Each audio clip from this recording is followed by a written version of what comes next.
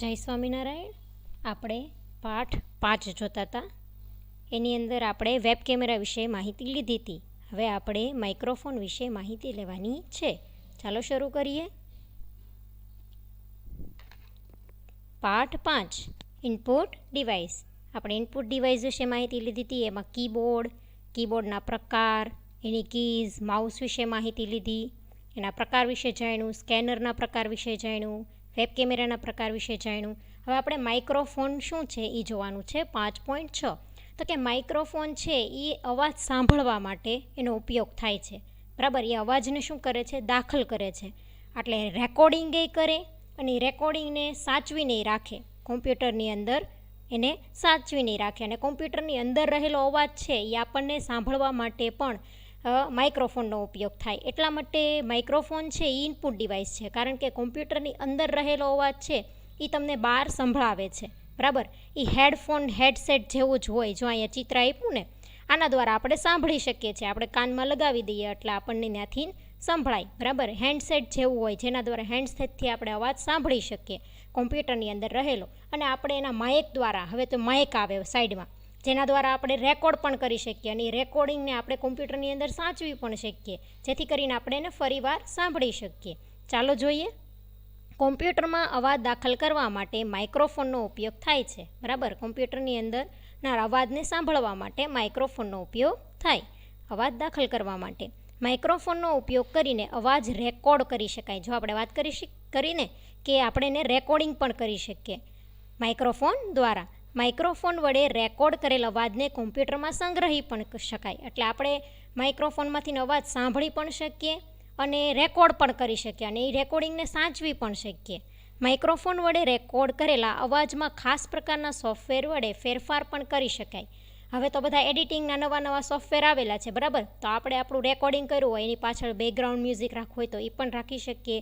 પછી વધારાનું મ્યુઝિક હોય તો એને આપણે કટ પણ કરી શકીએ. એટલે એવા ખાસ પ્રકારના સોફ્ટવેરનો ઉપયોગ કરી અને આપણે એમાં સુધારા વધારા પણ કરી શકીએ. હેન્ડસેટ સાથેના માઇક્રોફોનમાં માઇક વડે અવાજને દાખલ કરી શકાય, તેનું રેકોર્ડિંગ કરી શકાય, જ્યારે હેન્ડસેટ વડે અવાજને સાંભળી શકાય. આપણે વાત કરીને કે આવા બધા હેડફોન આવે જે આપણે સાંભળી પણ શકીએ અને એની સાથે હવે માઇક આવે, જેથી કરીને આપણે બોલી શકીએ, એ બોલીએ એ રેકોર્ડ થાય અને પછી આપણે એને સાંભળી શકીએ. બરાબર, તો આ હતું 5.6 માઇક્રોફોન. હવે એની પછી છે 5.7 જોયસ્ટિક. જોયસ્ટિકનો ઉપયોગ શેના માટે થાય? ગેમ્સ રમવા માટે. બરાબર, ગેમ્સ રમવા માટે વધારે પડતા બાળકો છે એ જોયસ્ટિકનો ઉપયોગ કરે. એક તો એમાં આપણે રિયલ રમતા હોય ને એવું લાગે અને એનાથી મજા પણ આવે. અમુક કાર્ય છે એ માઉસ વડે ન થઈ શકે, એવા બધા કાર્ય છે એ જોયસ્ટિકથી થાય. એટલે બાળકો ગેમ રમવા માટે જોયસ્ટિકનો ઉપયોગ કરે છે. હવે કાંઈ પણ કમાન્ડ આપવા માટે જોયસ્ટિકનો ઉપયોગ થાય, એટલે કોમ્પ્યુટરની અંદર કમાન્ડ આપે છે એટલા માટે જોયસ્ટિક છે એ પણ ઇનપુટ ડિવાઇસ છે. બરાબર, ચાલો જોઈએ. જોયસ્ટિકનો ઉપયોગ મુખ્યત્વે વિડીયો ગેમ્સ રમવા માટે થાય. જો કીધું ને, વિડીયો ગેમ રમવા માટે જોયસ્ટિકનો ઉપયોગ થાય. વિવિધ પ્રકારના ગેમમાં જ્યારે કીબોર્ડ અને માઉસ વડે નિયંત્રણ મેળવવું મુશ્કેલ હોય ત્યારે જોયસ્ટિક વડે આ પ્રકારની કામગીરી ખૂબ જ સરળતાથી કરી શકાય છે.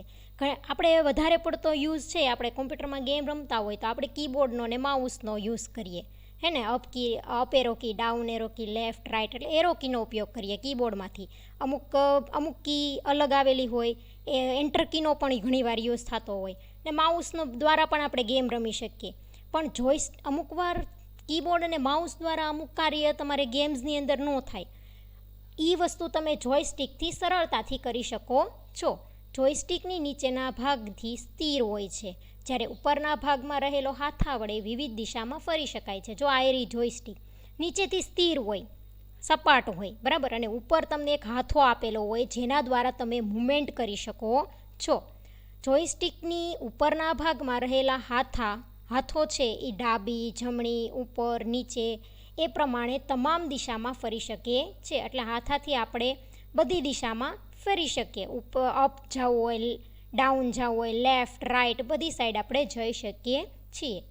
અમુક પ્રકારની જોયસ્ટિકની ઉપરના ભાગમાં વિવિધ પ્રકારની કામગીરી માટેના જુદા જુદા બટન્સ આપેલા હોય.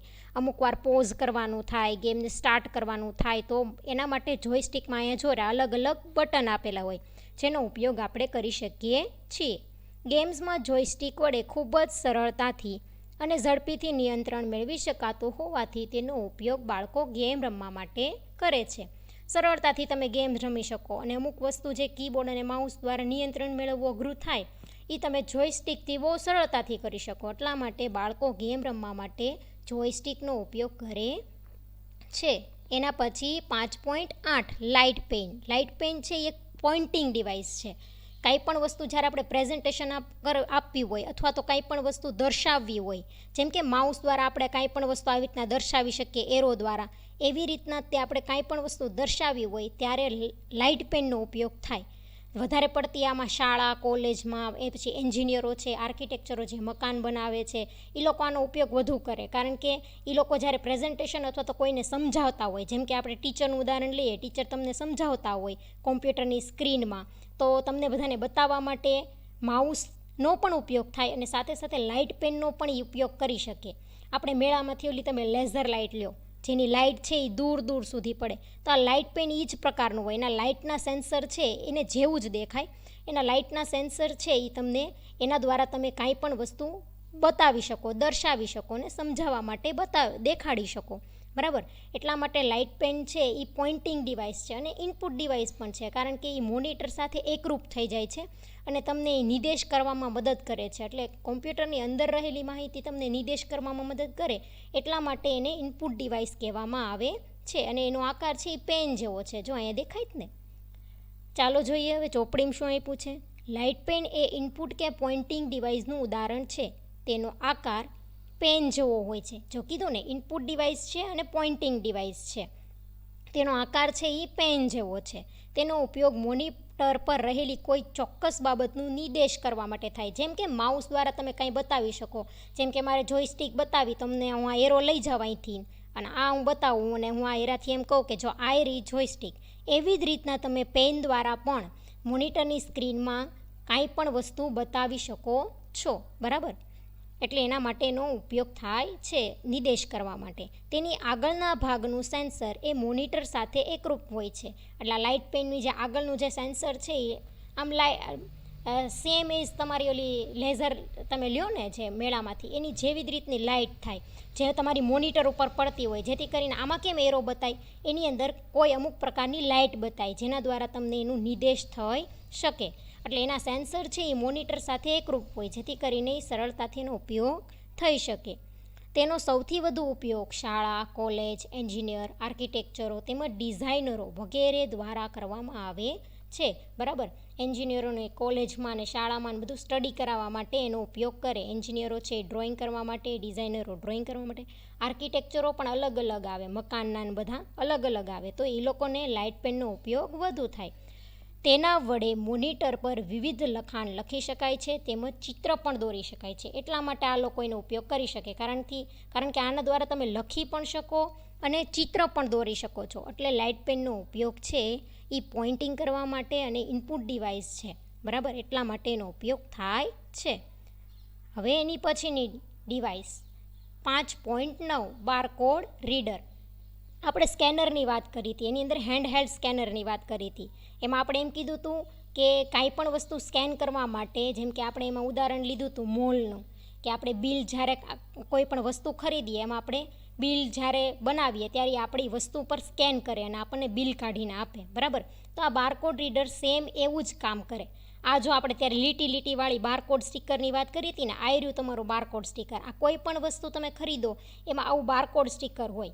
બરાબર. હવે આ બારકોડ સ્ટીકર શેના માટે હોય, તો કે એ વસ્તુની બધી વિગત એની અંદર હોય, એની કિંમત હોય. બરાબર. પછી ક્યારે બન્યું છે એની તારીખ હોય, એ કંપનીનું નામ હોય, એ બધી વસ્તુ છે એ બારકોડ સ્ટીકરમાં હોય, જે આ બારકોડ રીડર વડે સ્કેન થાય અને એને બિલ બનાવવામાં ઉપયોગી થાય. બરાબર. ચાલો જોઈએ શું આપ્યું ચોપડીમાં. જુદી જુદી સાઇઝ અને પહોળાઈ ધરાવતી ઊભી લીટીઓને બારકોડ લાઇન કહે છે. જોઈ રહ્યા એ અમુક પાતળી છે ને અમુક જાડી છે, એટલે આ જુદી જુદી લાઇન જે ધરાવે છે એને શું કહેવાય, બારકોડ લાઇન કહેવાય છે. આજકાલ બજારમાં અમુક વસ્તુઓની ઉપરના ભાગમાં બારકોડ આધારિત લાઇન ધરાવતું સ્ટીકર જોવા મળે છે. એટલે આપણે જે વસ્તુ ખરીદીએ એમાં તમને આવું સ્ટીકર જોવા મળે છે. બારકોડ આધારિત સ્ટીકર પર જોવા મળતી લાઇનોમાં જે તે વસ્તુની વિગતો સાચવવામાં આવે છે. કઈ પ્રકારની વિગતો? અમુક વિગતો છે એ આ સ્ટીકર છે એ સાચવીને રાખે છે. કઈ કઈ વિગતો નીચે આપી છે. બારકોડ લાઇનમાં વસ્તુનું નામ, કંપનીનું નામ, તેની કિંમત, તે બનાવ્યાની તારીખ, ક્યાં બન્યું છે વગેરે પ્રકારની માહિતીનો સમાવેશ કરવામાં આવે છે. બરાબર. જો કઈ કઈ વસ્તુ છે તો કે વસ્તુનું નામ હોય, કંપનીનું નામ હોય, તેની કિંમત હોય, એ ક્યારે બન્યું છે એની તારીખ અને ક્યાં બન્યું છે, એ બધી વિગત આ સ્ટીકરની અંદર હોય છે. બરાબર. જે બારકોડ રીડર છે એ એને સ્કેન કરે છે. બારકોડમાં સચવેલી માહિતીને વાંચવા માટે બારકોડ રીડર નામના સાધનનો ઉપયોગ કરવામાં આવે છે. જો શું કીધું કે આ સ્ટીકરની નીચેની જે વિગતો છે એ રીડ કરવા માટે એટલે કે વાંચવા માટે બારકોડ રીડર નામના આ સાધનનો ઉપયોગ થાય છે. બારકોડ રીડર એ હાથમાં સમાઈ જાય તેટલું નાનકડું એવું ઇનપુટ સાધન છે. જો આ ઇનપુટ ડિવાઇસ છે કારણ કે આની અંદર રહેલી વિગતને બહાર લઈ આવે છે, એટલા માટે બારકોડ રીડર પણ એક ઇનપુટ ડિવાઇસ છે. આજકાલ મોલ કે સુપરમાર્કેટમાં વિવિધ વસ્તુઓની ખરીદી કર્યા બાદ તેનું બિલ બનાવવા માટે જે તે વસ્તુની કિંમતને બારકોડ રીડર વડે દાખલ કરવામાં આવે છે, જેથી ખૂબ જ સરળતાથી અને ઝડપીથી અને ભૂલ રહિત બિલ બનાવી શકાય છે. ફક્ત આપણે મોલમાં ને એમ બધે સુપરમાર્કેટમાં જોયેલું હોય, ફક્ત એ વસ્તુ ઉપર આ બારકોડ સ્ટીકર ઉપર સ્કેન કરે અને આપણને બિલ છે એ બનીને આપે. એનાથી આપણો સમય બચે અને ભૂલ વગરનું અને ઝડપી પરિણામ મળે છે. તો બારકોડ રીડર પર એક ઇનપુટ ડિવાઇસ છે. બરાબર. તો આ વિડીયોની અંદર આપણે માઇક્રોફોન વિશે વાત કરી, જોયસ્ટિક વિશે વાત કરી ને લાઇટ પેન વિશે વાત કરી અને છેલ્લે બારકોડ રીડર વિશે વાત કરી. તો આ સાથે આપણો 5મો પાઠ છે અહીંયા પૂર્ણ થાય છે. હવેનો સ્વાધ્યાય આવશે. Thank you.